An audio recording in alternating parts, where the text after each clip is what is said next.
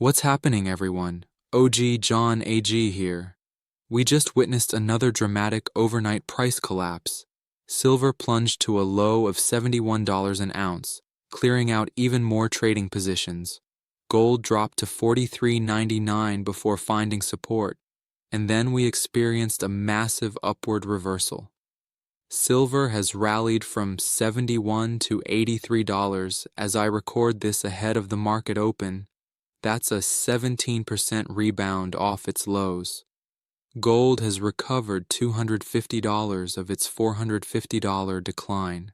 From the intraday low, gold is now up 7%, while silver has gained 15%. A solid recovery, but the volatility remains intense, and all eyes are now on the New York trading session. In my earlier updates, I outlined detailed potential pathways for silver, using Bitcoin as our primary leading indicator. The rationale is straightforward. Whenever major shifts in overall market risk sentiment occur, cryptocurrencies, and Bitcoin in particular, frequently move first. This provides us with a crucial early signal for commodity markets, including silver. My specific instruction was to monitor whether Bitcoin concluded the weekend above or below the $82,000 level. I stated clearly that a weekly close beneath the 80 to 82,000 zone would likely indicate that selling pressure would begin to spread. It closed at 76,000. The lowest point it reached was 74,500. I explicitly warned that a test of 74,000 or lower would confirm substantial underlying weakness. Review the prior video if you need to. This isn't a retrospective narrative. This formed the foundation of my cautious outlook. And what transpired? We saw that precise spillover effect. Silver was hit hard, falling to $71. We then witnessed the subsequent relief bounce, a 17% move back to 83 in silver. Now, we await the New York Open to determine whether this rebound will sustain or if the bearish scenario will reassert itself. I read every single comment on yesterday's video. Thank you. It's incredibly impactful to see you applying this analysis to make more precise and confident decisions. The division in viewpoints was evident. Some of you are positioned for another downward leg, while others remain steadfastly anchored in the long-term macroeconomic thesis. This split does not indicate confusion. It reveals a community of prepared individuals, each executing their own strategic plan. That is the essence of what we foster here. Independent thought, not herd mentality. We do not traffic in fear, greed, or Netflix-style hype about overnight fortunes. This isn't a scripted program with a guaranteed happy ending. These are real markets involving real risk. Now, a vital reminder for everyone, particularly those who are new. I do not sell trading signals, online courses, personal mentorship, or any paid service whatsoever. Anyone who claims otherwise is attempting to scam you. Block them immediately. My sole function is to deliver a clear, unfiltered perspective on market dynamics. I operate exclusively on X and YouTube under the handle @JohnAG on both platforms. That is the only source for my analysis. I am not affiliated with any other accounts. Protect yourself. I will never solicit money from you. Now, let's examine the current data as I record this pre-market. The Shanghai spot price is at $11.99. SHFE futures are at $11.42. Western spot is at $83.47. Western futures are also at $83.47. The premium stands at $18.52. That represents a 22.19% premium.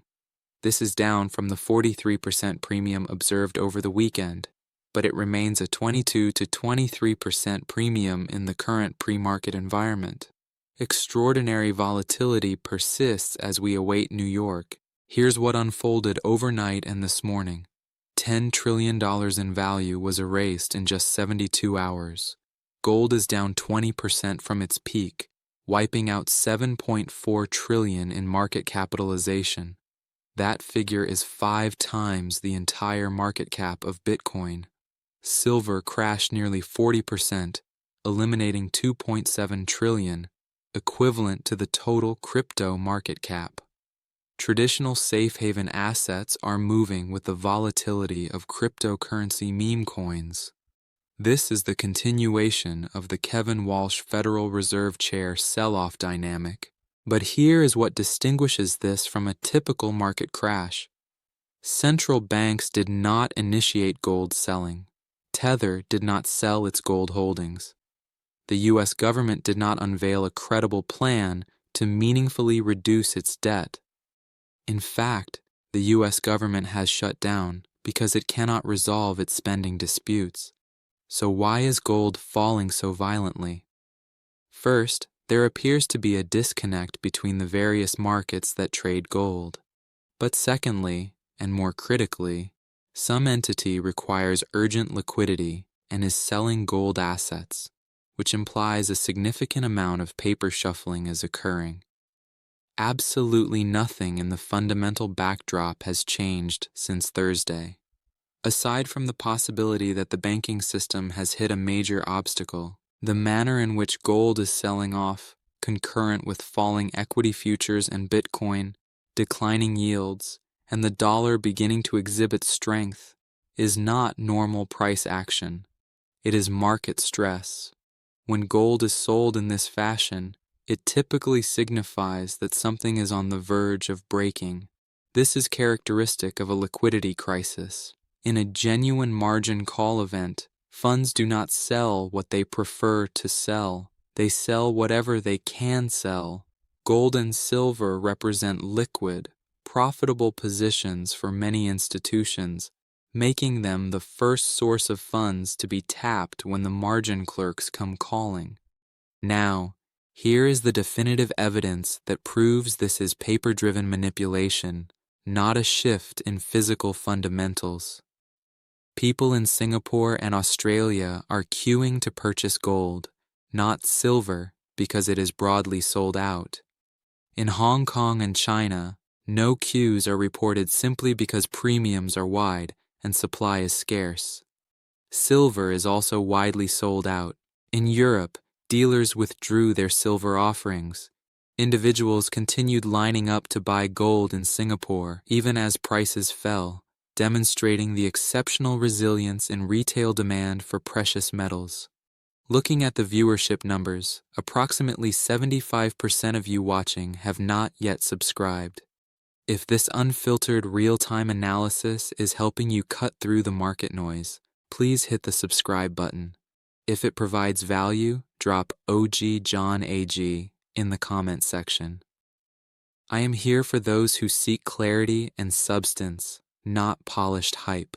The reserve in Singapore, one of the planet's largest private silver vaults, reports that physical silver demand actually increased during last week's crash. The reserve observes a growing divergence between paper and physical markets and anticipates physical shortages will worsen. Meanwhile, the current price for silver on JD.com, China's largest e-commerce platform, is $163.35 per ounce today. COMEX is at 83. That is a 95% premium. Let that resonate.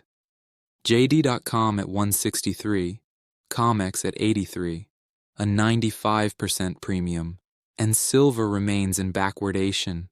You cannot resolve a massive physical shortage by manipulating the paper price. This manipulation has no connection to physical supply and demand. Its purpose is to prevent a Western financial crisis stemming from decisions made by those in power. The truth is glaringly obvious.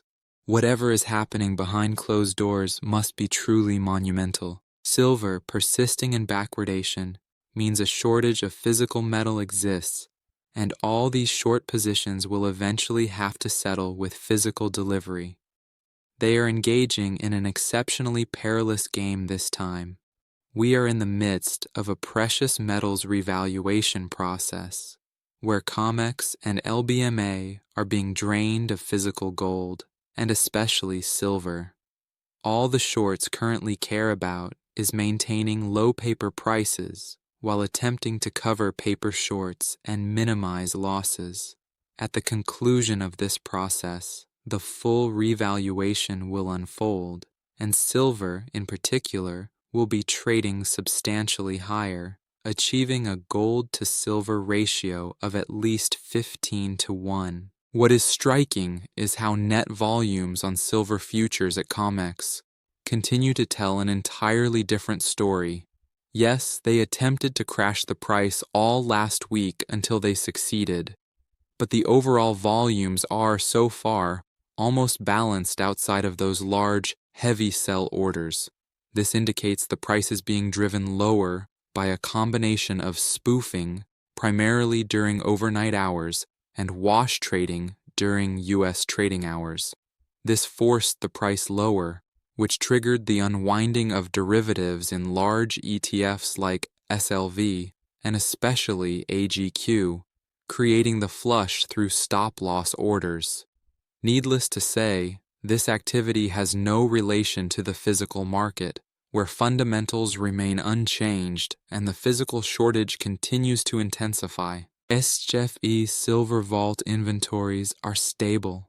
The Shanghai gold parabolic trend remains intact, though it requires a bounce at this level.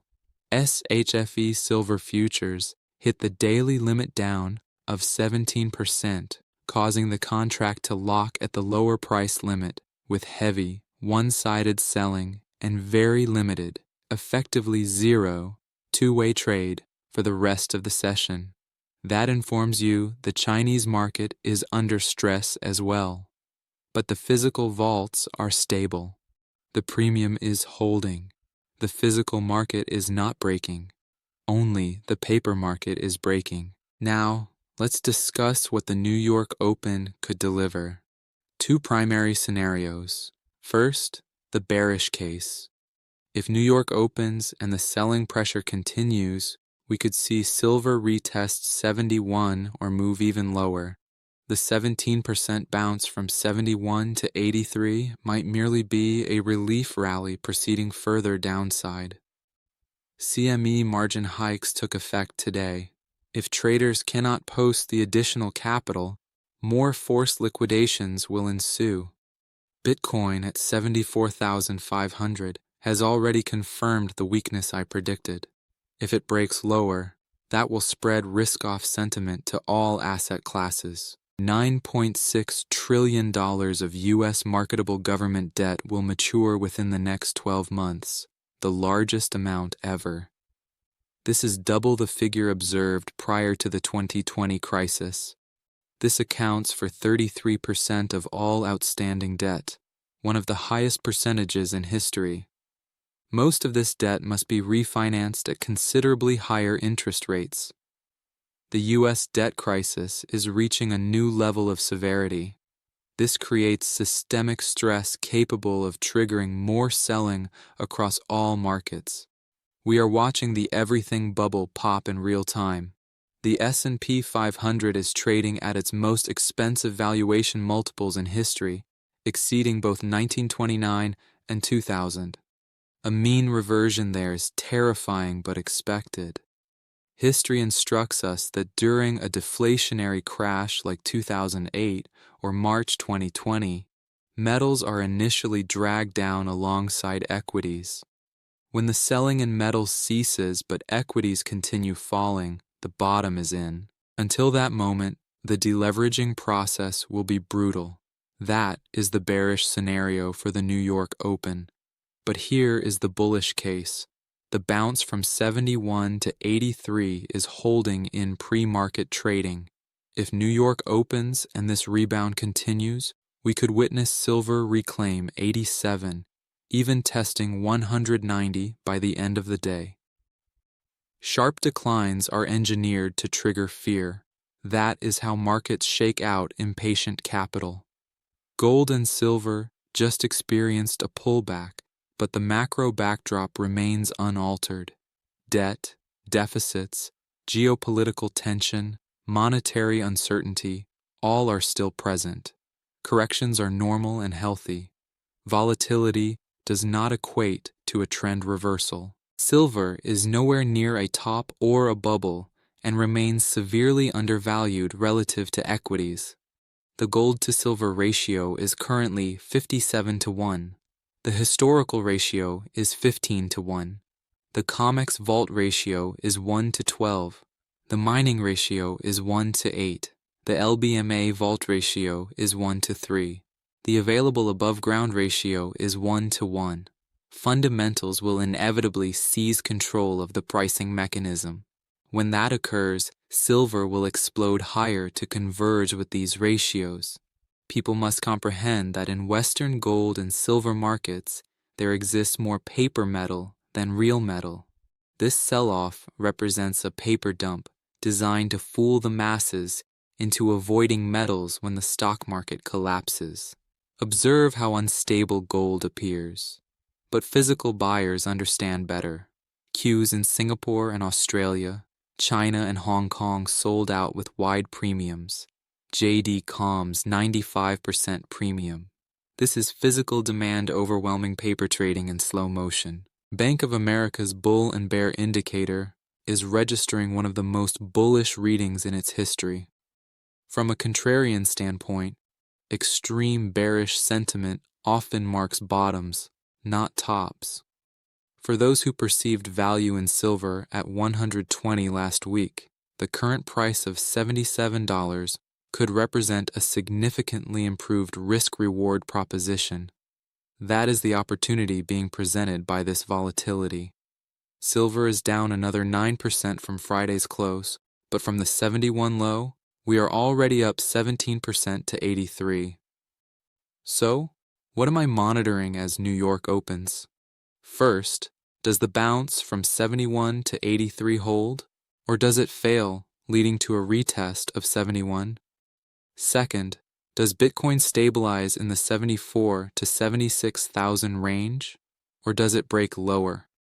Now we will see if the selling is exhausted, or if more is forthcoming. Third, do equity markets stabilize, or do they gap down sharply and drag metals lower with them?